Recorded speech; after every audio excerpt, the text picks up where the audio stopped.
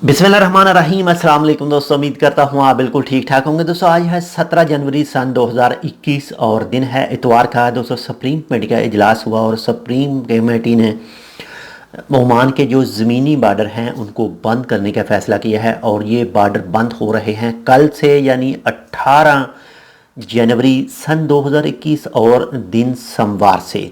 और ये फ़िलहाल लैंड बार्डर के हवाले से ही न्यूज़ आई है, इसमें एयरपोर्ट वगैरह शामिल नहीं हैं। और इसके बाद में दूसरा, इससे पहले जो एक दो बार जो लैंड बॉर्डर बंद किए गए थे और उसमें जितने भी जो मुसाफिर हजरात हैं उनके लिए बंद थे, और जो बड़ी गाड़ियां वगैरह ट्रक वगैरह थे उनको इजाज़त थी आने जाने के लिए, क्योंकि खाने पीने का सामान लेकर आते जाते हैं।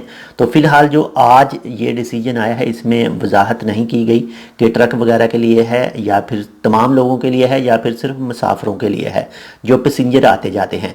लेकिन फुल उम्मीद यही है कि जो पैसेंजर सफ़र करते हैं बार्डरों के ज़रिए लैंड बार्डर के रास्ते पर, तो हो सकता है ये सिर्फ उनके लिए ही पाबंदी हो।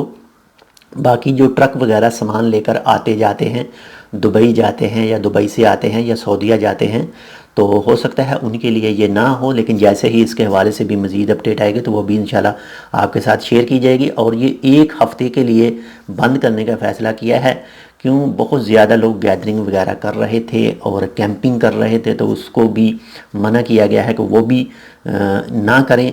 और ये एक हफ़्ते के लिए बंद करने का फ़ैसला किया गया है और ये एक्सटेंडेबल है, यानी इसको बढ़ाया भी जा सकता है। बाकी अल्लाह ताला हम सब को माफ़ करे और इसके अलावा जो मौजूदा बीमारी है इसको भी ख़त्म करे, और जो इस वक्त इस दुनिया से जा चुके हैं अल्लाह ताला उन सब की मग़फ़िरत करे, और जो इस वक्त मरीज़ हैं अल्लाह ताला उनको जल्द से जल्द सेहत याब करे।